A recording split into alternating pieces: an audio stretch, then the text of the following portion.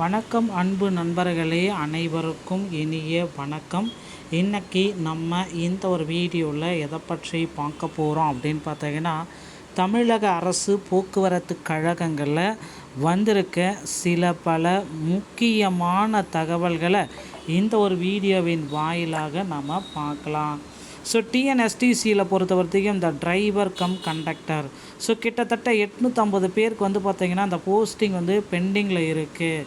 So டிஎன்எஸ்டிசியோடைய முக்கியமான 2026 முக்கியமான அறிவிப்பு எப்பொழுது வெளியாகும்? ஸோ டிரைவர் தனியாக கண்டக்டர் தனியாக எடுக்க போகிறாங்களா? இதுதான் இப்போ கேள்விக்குறியாக இருக்குது.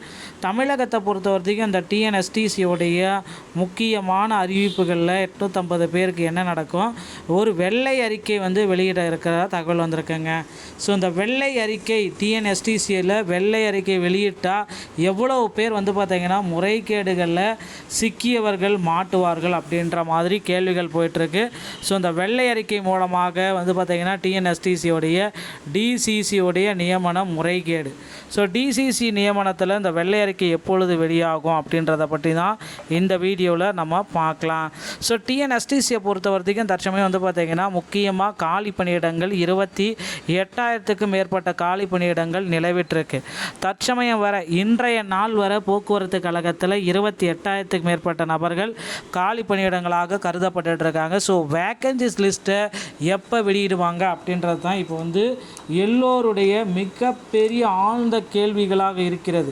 ஸோ இந்த கேள்விக்கு போக்குவரத்து கழகத்துறையுடைய அமைச்சர் பார்த்திங்கன்னா பார்த்திபன் அவர்கள் இதுவரை இன்னமும் சரியான பதில்களை சொல்லலை. போக்குவரத்து துறையிலேயும் முறையாக ஆய்வு மேற்கொண்டாரா அப்படின்றத கூட இதுவரை யாருமே கெஸ் பண்ண முடியல. ஸோ போக்குவரத்து கழகத்தில் புதிய அறிவிப்புகள் இந்த 2026 இந்த இயருடைய புதிய அறிவிப்புகள் எப்பொழுது வெளியாகும் அப்படின்ற மாதிரி எல்லோருடைய கருத்து கணிப்புமே இருந்துகிட்ருக்கு. ஸோ போக்குவரத்து துறையில் புதிய அறிவிப்புகள் இன்றைக்கி வெளியாகுமா நாளைக்கு வெளியாகுமா அப்படின்ட்டு நிறைய பேர் கேட்டுகிட்டே இருக்கீங்க.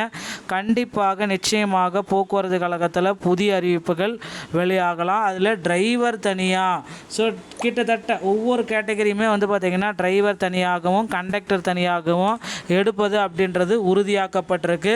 ஸோ தனித்தனியாக தான் இந்த டைம் எடுக்க போகிறாங்க. நீங்களும் இப்போ ஜாயின் பண்ண மறந்துடாதீங்க. ஸோ இதில் எப்படி நீங்கள் ஜாயின் பண்ணணும் அப்படின்னு பார்த்தீங்க அப்படின்னா, அருகாமையில் இருக்கிற ஆர்டிஓ அலுவலகத்தை நீங்கள் முதல்ல அணுகி டிரைவிங் லைசன்ஸ் மற்றும் கண்டக்டர் லைசன்ஸ் இவைகளை பெற்றுக்கொள்ள தயாராகணுங்க. ஸோ முதற்கட்டமாக டிரைவிங் லைசன்ஸ் அப்படின்றது எளிமையாக வாங்கிக்கலாம். இது பார்த்திங்கன்னா உங்கள் அருகாமையில் இருக்கிற ஆர்டிஓவே ஆஃபீஸ்லேயே நீங்கள் வாங்கிக்க முடியும். ஆனால் கண்டக்டர் லைசன்ஸ் வாங்கணும் அப்படின்னா தமிழ்நாடு திறன் மேம்பாட்டு கழகத்தின் மூலமாக ஃபஸ்ட் எய்ட் சான்றிதழ் இதை நீங்கள் வாங்கிட்டு பின்னாடி மட்டும்தான் உங்களால் கண்டக்டர் லைசன்ஸுக்கு அப்ளை பண்ண முடியும். ஸோ இதை வாங்கினா மட்டும்தாங்க உங்களால் கண்டக்டர் லைசன்ஸ் அப்படின்றதே உங்களால் வாங்க முடியும்.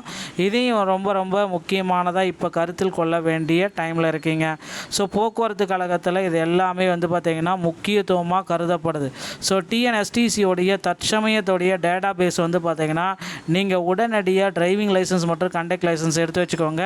28,000 காலி பணியிடங்கள் ரெடியாக இருக்குது. எப்பொழுது வேண்டுமானாலும் நோட்டிஃபிகேஷன் நமக்கு பார்த்திங்கன்னா போக்குவரத்து கழகத்தில் வெளியாகும். ஸோ உடனடியாக இதில் ஜாயின் பண்ணிக்கலாம். முதல்வர் விஜய் அவர்களும் பார்த்திங்கன்னா வெற்றி பயணம் அப்படின்ற மாதிரி திட்டத்தை மகளிருக்கு அனைத்து பேருந்துகளிலுமே வெற்றி பயணம் அப்படின்ற திட்டத்தை கொண்டு வர போகிறாரு.